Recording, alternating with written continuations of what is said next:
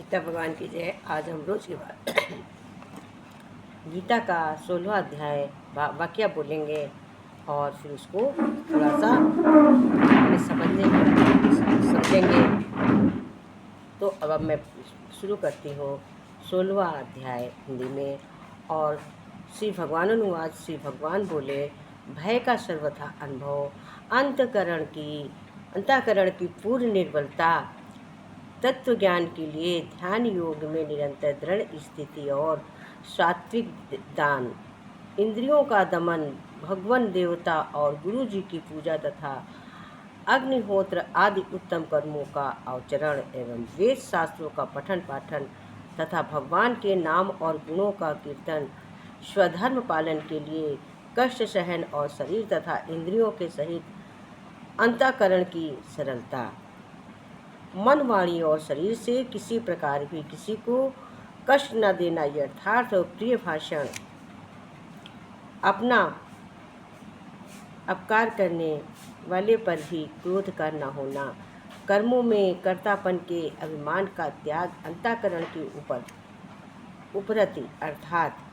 चित्त की चंचलता का अभाव, किसी की भी निंदा न करना, सब भूत प्राणियों में हेतु रहित तथा इंद्रियों का विषयों के साथ संयोग होने पर भी उसमें आसक्ति का न होना, कोमलता, लोक और शास्त्र से विरुद्ध आचरण में लज्जा और व्यर्थ चेष्टाओं का अभाव, तेज, क्षमा, धैर्य, बाहर की शुद्धि एवं किसी में भी शुभ भावना न होना और अपने में पूज्यता के अभिमान का अभाव, ये सब तो हे अर्जुन दैवी समुदाय का लेकर उत्पन्न हुए पुरुष के लक्षण है।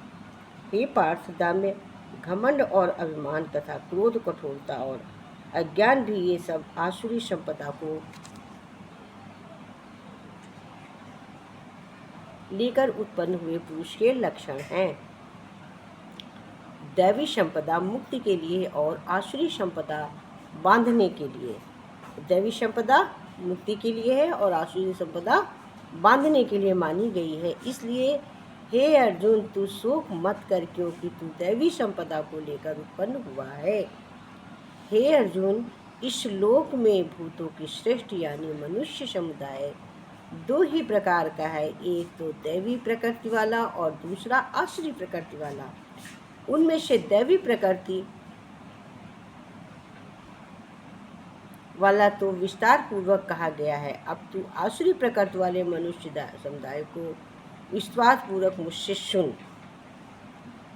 आसुरी स्वभाव वाले मनुष्य प्रकृति और निवृत्ति इन दोनों में ही नहीं जानते, इसलिए उनमें ना तो बाहर भीतर की शुद्धि है और न श्रेष्ठ आचरण और न ही सत्य भाषण ही है। वे आसुरी प्रकृति वाले मनुष्य कहा करते हैं कि जगत आश्रय रहित, सर्वथा असत्य और बिना ईश्वर के अपने आप केवल स्त्री पुरुष के संयोग से उत्पन्न है। अतः केवल काम ही इसका कारण है, इसके सिवा और क्या है। इस मिथ्या ज्ञान को अवलंबन करके जिनका स्वभाव नष्ट हो गया है तथा जिनकी बुद्धि मंद है, वे सबका अपकार करने वाले क्रूर कर्मी मनुष्य केवल जगत के नाश के लिए ही समर्थ होते हैं। वे दम्यमान और मद से युक्त मनुष्य किसी प्रकार भी पूर्ण न होने वाले कामनाओं का आश्रय लेकर अज्ञान से मिथ्या सिद्धांतों को ग्रहण करके कष्ट आचार्यों की धारण करके संसार में विचरते हैं तथा वे मृत्यु पर्यंत रहने वाली असंख्य चिंताओं का आश्रय लेने वाले, विषय भोगों के भोगने में तत्पर रहने वाले और इतना ही सुख है इस प्रकार मानने वाले होते हैं। वे आशा की सैकड़ों फांसियों से बंधे हुए मनुष्य काम क्रोध के परायण होकर विषय भोगों के लिए अन्यायपूर्वक धन आदि पदार्थों का संग्रह करने की चेष्टा करते हैं। वे सोचा करते हैं कि मैंने आज ये बात कर लिया है और अब इस पर मनोरथों को प्राप्त कर लूँगा, मेरे पास ये इतना धन है और फिर भी ये हो जाएगा।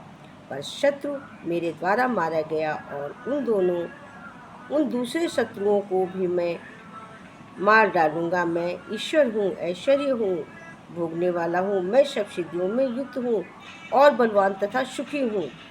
मैं बड़ा धनी और बड़े कुटुंब वाला हूँ, मेरे समान दूसरा कौन है। मैं ये कहूँगा, दान दूंगा और आमोद प्रमोद कहूँगा। इस प्रकार अज्ञान से मोहित रहने वाला तथा अनेक प्रकार भ्रमित चिंत वाले मोह रूप जल से समृता व विषय भोग में अत्यंत अशक्त अशुभ लोग शहन अपवित्र नरक में गिरते हैं। वे अपने आप को ही श्रेष्ठ मानने वाले घमंडी पुरुष धन और मान के मद से मुक्त होकर केवल नाम मात्र के योगों द्वारा पाखंड से शस्त्र विधि रहित यजन करते हैं। वे अहंकार, बल, घमंड, कामना और क्रोध आदि के कारण और दूसरों को निंदा करने वाले पुरुष अपने और दूसरों के शरीर में स्थित मुझ अंतर्यामी से द्वेष करने वाले होते हैं।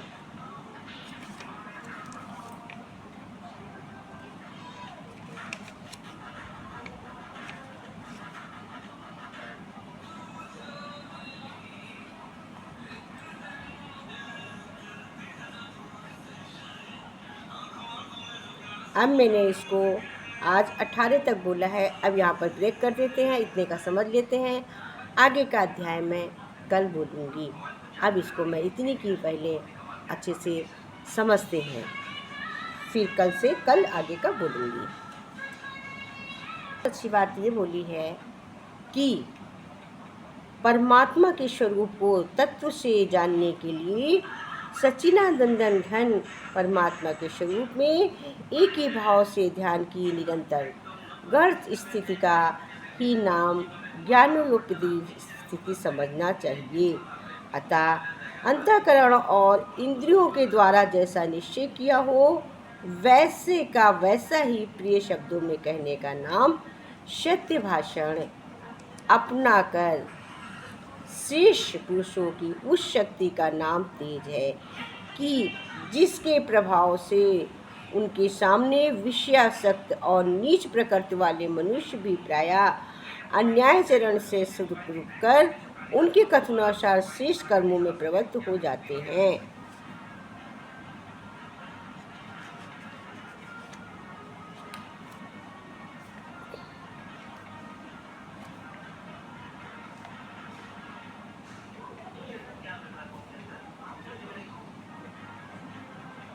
सर्व अनार्थों के मूल और नरक की प्राप्ति हेतु होने से यहाँ काम, क्रोध और लोभों में नरक के द्वार कहा गया है।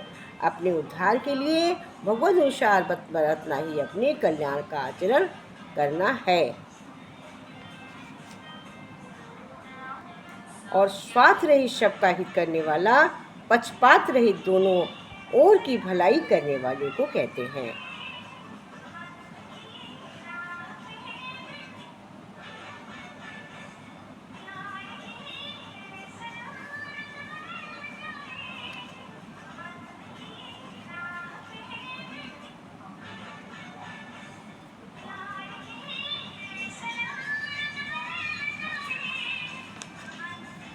संपूर्ण पदार्थों और कार्यों में तृष्णा और फल की इच्छा का नाम त्याग है। तीसरी और पांचवी श्रेणी त्याग भी कहा जाता है, परंतु सब सार के रूप में हम कह सकते हैं कि ममता और आसक्ति शेष रह जाती है। जैसे भजन, ध्यान और सत्संग के अभ्यास से भरत मुनि का संपूर्ण पदार्थों और कर्मों, तृष्णा और फल की इच्छा का त्याग होने पर भी हरिण में और हरिण के पालन कर्म में ममता और आसक्ति बनी रहती है। इसलिए संसार के समूह पदार्थों और कर्मों में ममता और आसक्ति के त्याग को छठी श्रेणी में कहा जाता है। कृष्ण भगवान कहते हैं कि जैसे पके हुए फल की पहचान होती है कि पक्का फल क्या है, पके हुए फल की 3 पहचान होती है। एक तो वो नर्म हो जाता है, दूसरे वो मीठा हो जाता है, तीसरे रंग बदल जाता है। इसी तरह से परिपक्व व्यक्ति की भी 3 पहचान होती है। पहले उसमें नम्रता होती है, दूसरे उसकी वाणी में मिठास होती है और तीसरे उसके चेहरे पर आत्मविश्वास का रंग होता है।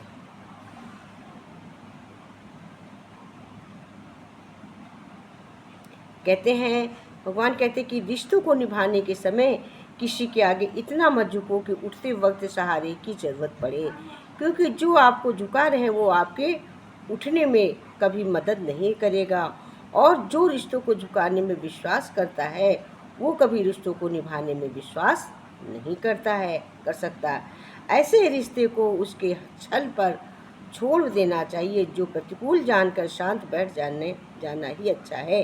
कोई अपना या हम किसी के हों, क्या फ़र्क पड़ता है। अपना वही है जो हर पल में आपको आगे बढ़ाता है। जो पीछे धकेल दे रहा है वो कभी आपका हो ही नहीं सकता।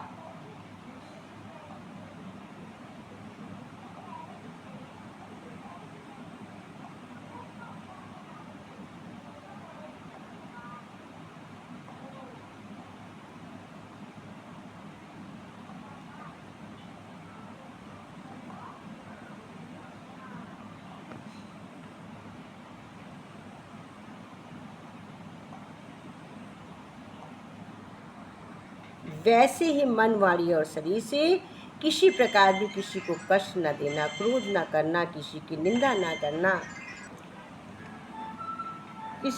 न करना, सदा प्रिय वचन बोलना, इंद्रियों को वश में रखना, ये सब लक्षण उत्तम पुरुष में होता है। बिना श्रद्धा के कुछ भी किया हुआ शुभ कर्म लाभदायक नहीं होता है, ना तो इस लोक में और ना तो मरने के बाद ही।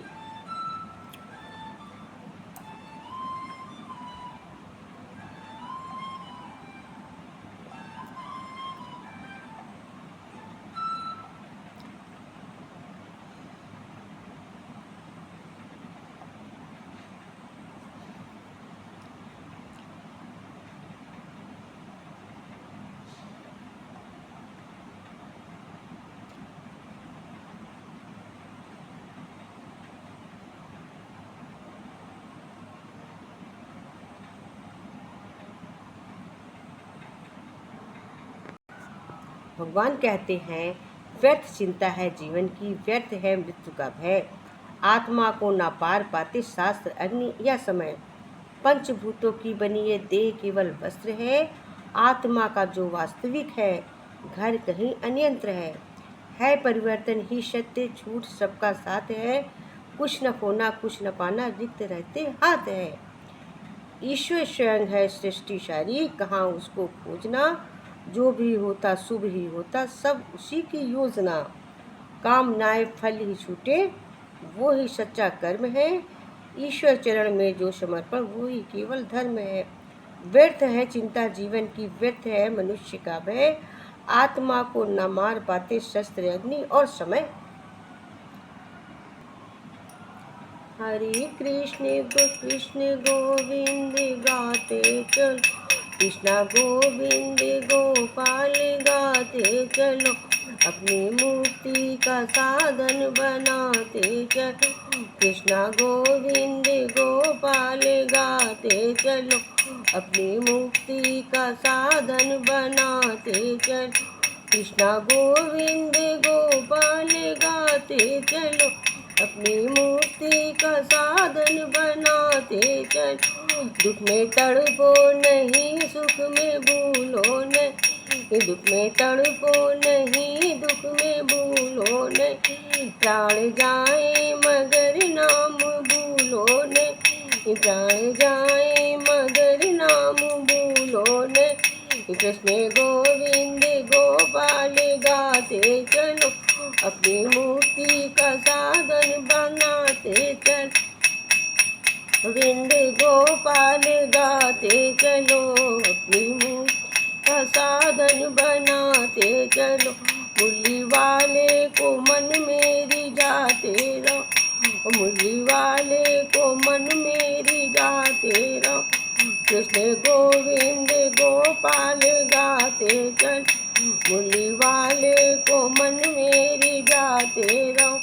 कृष्ण गोविंद गोपाल गाते चलो, कृष्ण गोपाल गाते चलो। अपनी मुक्ति का साधन बनाते चलो, कृष्ण गोपाल गाते चलो। काम कर रहो, नाम जपते रहो, काम कर रहो, नाम जपते रहो। कृष्णा का समय ध्यान करते चलो, कृष्णा का हर समय त्याग धरते चलो, कृष्णा का हर समय ध्यान धरते चलो।